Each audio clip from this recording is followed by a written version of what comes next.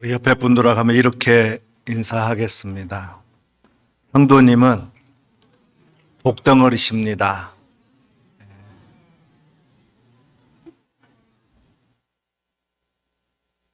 이제 드디어 우리가 사모하고 기대하고 기다리고 있었던 이제 부흥회가 3일 남았습니다.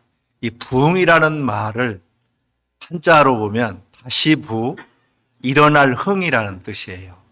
영어 성경에서 리바이벌 혹은 리뉴라고 하는 단어를 사용하는데 그 의미는 회복시키다, 소생시키다라는 의미예요. 그대로 풀어보면 다시 새롭게 한다는 말입니다. 부흥은 리바이벌, 즉 영적 각성이라는 말로 죽었던 우리 심령이 살아난다, 그런 의미예요. 부흥은 개인과 또 교회, 가정과 사회를 소생시킵니다. 성도답지 못한 사람을 성도답게 해요. 교회가 교회다워집니다. 잠자는 교회, 무능한 교회를 깨우고 회복시키는 부흥은 하나님의 주권적인 그런 역사예요. 우리에게 필요한 것은 하나님이 일으키시는 부흥의 회복입니다. 죄 때문에 하나님과 멀어지게 되고 또 하나님과 관계없이 사는 존재가 되고 숨쉬는 고깃덩이처럼 살아온 내가 어떻게 깨어진 이 하나님과의 관계를 회복할 수 있을까요?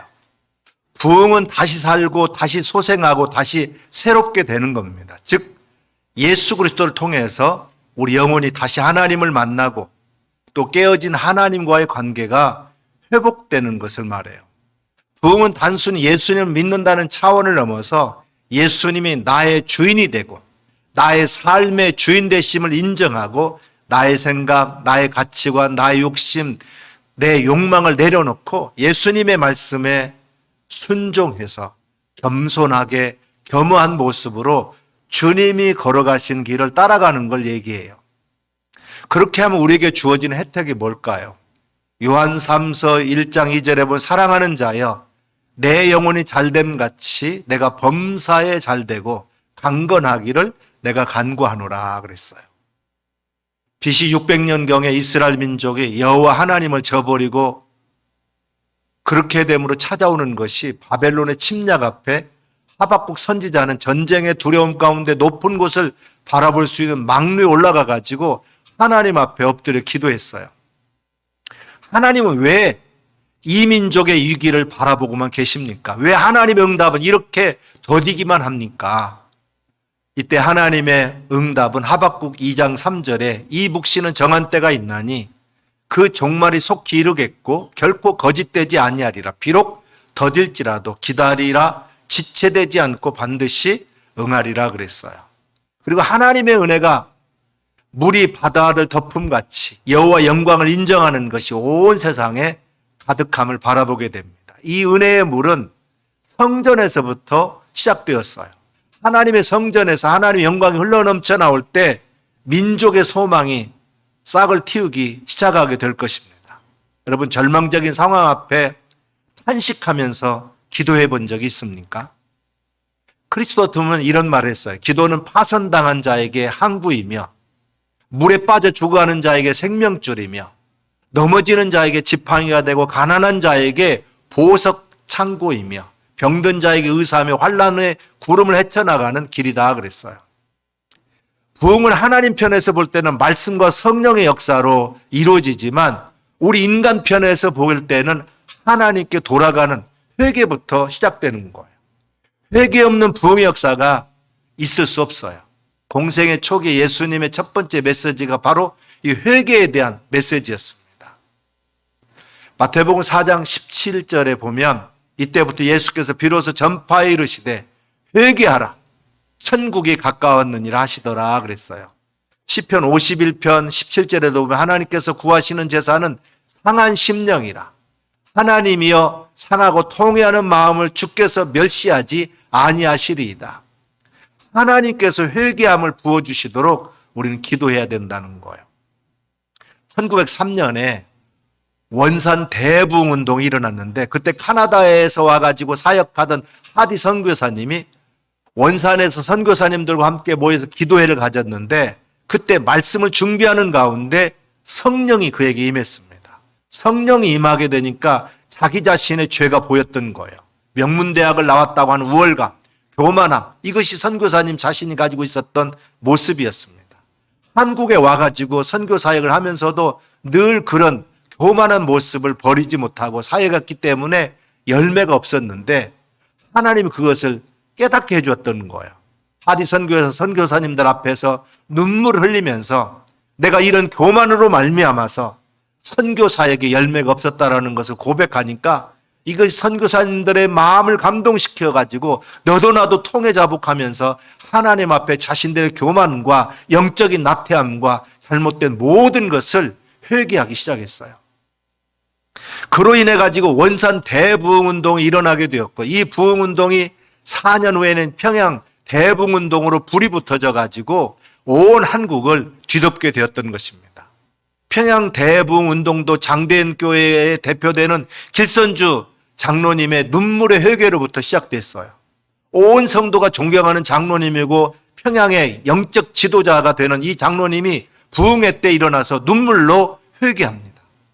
내 친구가 죽으면서 나에게 돈을 맡기고 미망인을 잘 돌봐달라고 그랬는데 내가 그중 일부를 훔쳐서 썼습니다.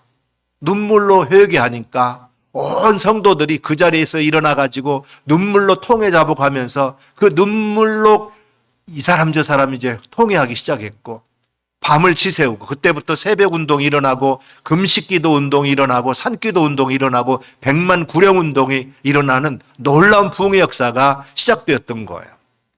이 놀라운 부흥이 절망하고 있는 모든 백성들에게 꿈과 희망을 주었습니다.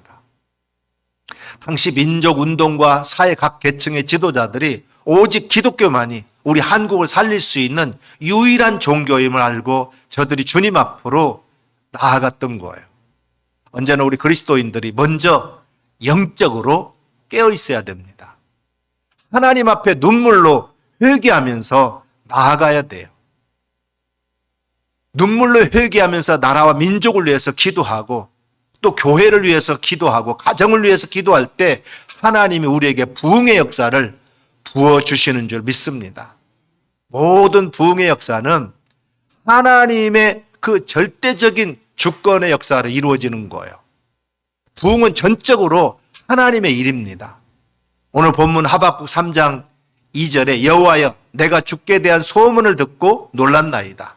여호와여 주는 주의 일을 이 수년 내에 부흥하게 하옵소서. 이 수년 내에 나타내시옵소서. 진노 중에라도 긍휼을 잊지 마옵소서. 하나님 앞에 엎드려 눈물로 회개하고 기도할 때 하나님께서 이제 하늘문을 열어서 놀라운 은혜를 폭포수같이 부어주셨던 거예요. 부흥에 대한 그 꿈을 가지고 믿음으로 전진하며 나아갈 때 하나님의 놀라운 역사가 나타나는 줄 믿습니다. 장차 다가올 하나님의 은혜와 축복을 믿음으로 바라보고 나가는 저와 여러분 모두가 되기를 주님의 이름으로 축원합니다. 초대교회의 부흥의 역사는 하나님께서 성령을 부어주심으로 일어난 역사예요. 마가다락방에서 120명의 예수님의 제자들이 함께 모여가지고 열흘 동안 간절히 기도했을 때 오순절날 성령이 그들에게 임했습니다. 이 성령 강림으로 말미암아서 놀라운 부흥의 역사가 나타나서 베드로가 나가가지고 한 번 설교할 때 3,000명, 5,000명이 회개하고 주님께 돌아오는 놀라운 역사가 나타나게 된 거예요. 성도들이 서로 가지고 있는 것을 나누고 사회적인 약자를 돌보기 시작했습니다. 교회 안에 부흥이 임하게 되자 주께서 구원받는 사람들을 날마다 더하게 해주셨어요. 성령의 능력으로 말미암아서 부흥의 역사가 강력하게 나타났던 것입니다. 하나님께서 일하셨어요. 오늘 본문 하박국 3장 2절에 진노 중에라도 긍휼을 잊지 마옵소서 그랬습니다. 당시 이스라엘의 영적인 타락과 악인들의 불의로 말미암아서 하나님께 진노하셔서 그들을 심판할 수밖에 없었어요. 이때 하박국 선지자는 하나님께서 저들에게 진노하셔서 바벨론에서 유다 백성들이 멸망당하게 될 때 하나님의 긍휼을 베풀어 주실 것을 간절히 주님 앞에 기도드렸습니다. 주여 긍휼을 베풀어 주옵소서. 긍휼이라고 하는 것은 징계를 받아야 할 사람에게 베푸신 하나님의 사랑을 의미합니다. 시편 103편 13절에도 보면 아버지가 자식을 긍휼히 여긴 같이 여호와께서는 자기를 경외하는 자를 긍휼히 여기시나니 그랬어요. 하박국 선지자는 간절히 우리 하나님 앞에 긍휼을 구합니다. 우리가 멸망받아 마땅하지만 주님은 우리에게 긍휼을 베풀어 주옵소서. 우리가 우리 죄로 인해서 심판받아 마땅하지만 주님 우리에게 긍휼을 베풀어 주셔서 우리의 죄를 용서해 주시고 우리를 절망에서 건져 주옵소서. 하박국 선지자는 눈물로 간절히 기도합니다. 하나님께서 우리의 죄악 때문에 진노하셨다 할지라도 불쌍히 여기시고 용서해 주옵소서. 하나님, 우리 민족이 하나님의 징계를 받는 것도 인정합니다. 그러나 진노 중에라도 긍휼을 잊지 말아 주옵소서 기도했어요. 하나님은 긍휼이 풍성하신 분이십니다. 에베소서 2장 4절 5절에 보면 긍휼이 풍성하신 하나님이 우리를 사랑하신 그 큰 사랑을 인하여 허물로 죽은 우리를 그리스도와 함께 살리셨고 그랬어요. 성경은 말씀합니다. 하나님은 우리를 긍휼히 여겨주신 하나님이시라고. 때때로 우리가 연약하고 나약하고 부족해서 넘어지고 하나님 앞에 잘못됐다 할지라도 우리가 진정으로 회개하고 주님 앞에 돌아오기만 하면 우리의 모든 죄를 사해 주시고 용서해 주십니다. 긍휼을 주 앞에 간절히 간구할 때 긍휼이 풍성하신 하나님께서 오늘 우리에게도 긍휼을 베풀어 주실 줄 믿습니다. 하박국 선지자가 활동하던 시기는 바벨론의 유다 왕국이 침략이 당해가지고 본격적으로 나라의 운명이 위기에 처해 있었던 때예요. 그 이전까지 백성의 안타까움을 보고 왜 하나님 나라가 이렇게 몰락하느냐고 하나님께 따지듯이 불만을 토로했던 하박국은 이런 모든 위기 가운데 개인과 가정과 나라가 구원받을 수 있는 유일한 길은 부흥이라고 묻고 부흥을 위해서 기도했던 거예요. 하박국은 생각하기를 이스라엘 민족이 살 수 있는 오직 한 가지 길은 하나님께서 부흥의 은혜를 주시는 거였어요. 그래서 하나님 앞에 무릎을 꿇고 기도합니다. 주여, 주의 일을 수년 내에 부흥케 하옵소서. 지금 우리에게 꼭 필요한 한 가지 기도 제목이 있다면 주여, 우리를 부흥하게 하옵소서라는 기도 제목일 거예요. 왜인 줄 아세요? 오직 부흥만이 가정과 교회를 우리 심령을 더 나아가서 이 지역사회와 민족을 살릴 수 있기 때문에 그렇습니다. 하박국은 바로 이 사실을 알고 기도하기 시작했어요. 저도 우리 모든 교우들이 하박국처럼 기도하기를 소원합니다. 대부분 기도하자고 하면 많은 분들은 아주 힘들어합니다. 어느 성경을 연구하는 모임에서 기도가 화제가 되어서 이야기했어요. 기도한다는 것이 가장 힘들고 어려워요. 한 연구원이 이렇게 말하니까 기도 시간이 하루 중 가장 힘든 시간인 것 같아. 이렇게 또 다른 사람이 따라서 말합니다. 참석자 모두들이 기도에 대한 고통들을 호소해요. 그때 연구원들에게 차를 나르던 봉사자가 웃으면서 이렇게 말합니다. 저는요, 기도하기가 참 쉽던데요. 아침에 일어나서 눈을 떴을 때는 하나님께 영혼의 눈도 뜨게 해달라고 기도하죠. 옷을 입을 때는 경건과 사랑의 옷도 입혀달라고 기도합니다. 세수할 때는 영혼도 정결하게 해달라고 기도하고 청소할 때는 마음 구석구석까지 깨끗하게 해달라고 기도하지요. 또 식사할 때는 영혼의 양식도 달라고 기도합니다. 또 사람을 만나면 저 사람도 예수 믿게 해달라고 기도하고 교인 만나면 지금보다 더 하나님 사랑하는 성도가 되게 해달라고 기도하고 교회 직분자를 만나게 되면 충성된 종이 되어서 순종하는 자가 해달라고 기도하고요. 지금처럼 차를 나를 때는 사랑도 나르게 해달라고 기도한답니다. 제게 기도는 하나도 어렵지 않아요. 이렇게 얘기했어요. 주여, 우리를 부흥하게 하옵소서. 우리는 하나님 앞에 무릎을 꿇어야 될 줄로 믿습니다. 2002년도에 영국 BBC 방송이 영국인 100만 명을 대상으로 설문조사를 했대요. 설문조사 내용은 영국 역사상 가장 위대한 지도자는 누구인지를 묻는 거였어요. 이 조사에서 1위를 차지한 사람은 바로 윈스턴 처칠이었습니다. 그의 힘은 어디에서 나온 걸까요? 그는 철저한 기도의 사람이었습니다.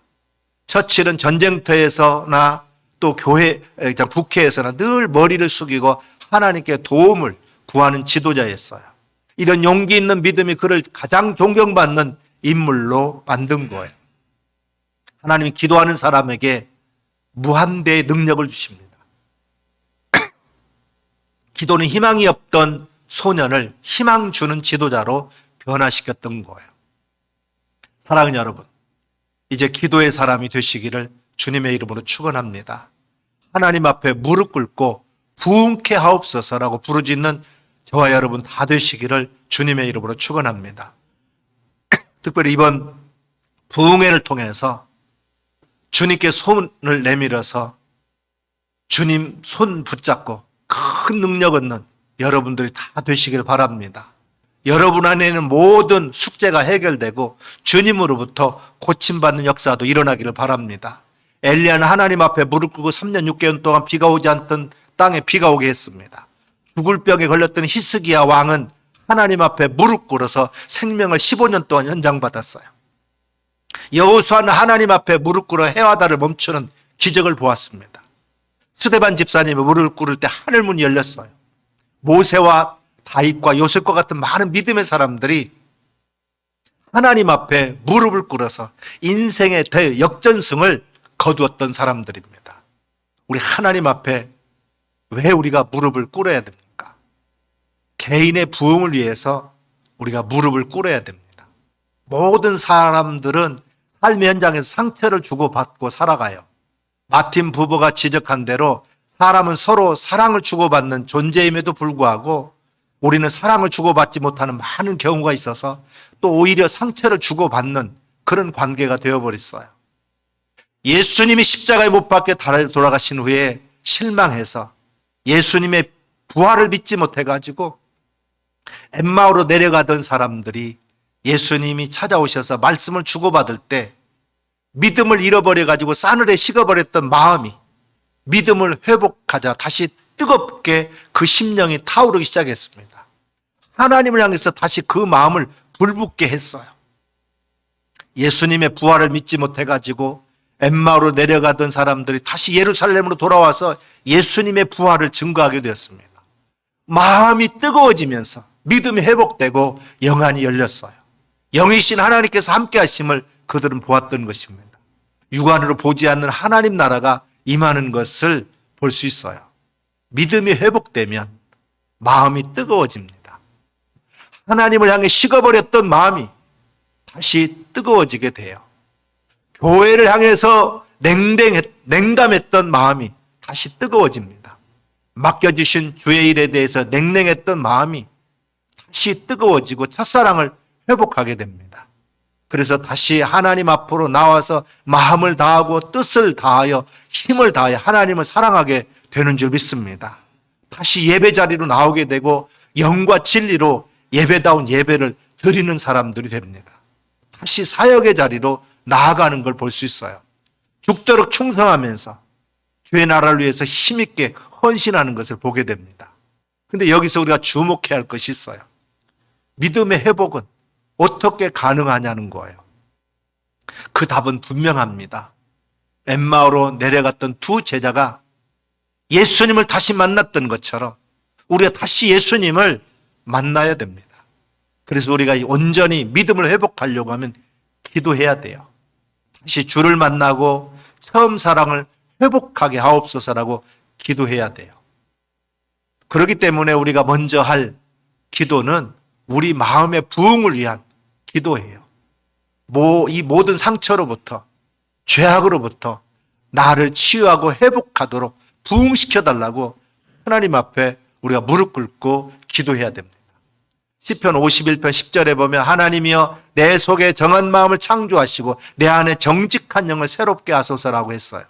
오늘 우리도 우리 자신의 부흥을 위해서 기도할 수 있기를 바랍니다. 두 번째로 가정의 부흥을 위해서 오늘 우리가 무릎을 꿇어야 됩니다. 가정을 위해서 우리가 기도할 일이 얼마나 많습니까? 그 중에서도 가정의 부흥을 위해서 하나님 앞에 무릎을 꿇어야 함을 명심하시기 바랍니다. 가장 즐거워해야 되고 가장 행복해야 할 가정이 깨어지는 일이 너무나 많아요. 또 깨어지지 않았다 하더라도 상처 입은 가정들이 너무나 많습니다. 치유받아야 할 가정이 너무나 많아요. 근데 여러분, 예수님이 우리 가정에 계셔야 우리 가정이 살아날 수 있고 회복될 수가 있습니다. 이 사실을 우리는 잊지 말아야 돼요. 좋은 만남 속에 행복은 만들어져 갑니다. 신앙으로 모범되고 행복한 가정을 만들려고 하면 좋은 사람을 만나는 복을 받아야 돼요. 사람은 어떤 사람을 만나느냐에 따라서 선하게 되기도 하고 악하게 되기도 하기 때문에 그렇습니다. 어떻게 해야 될까요? 부부간에 서로 무시하지 마시기 바랍니다.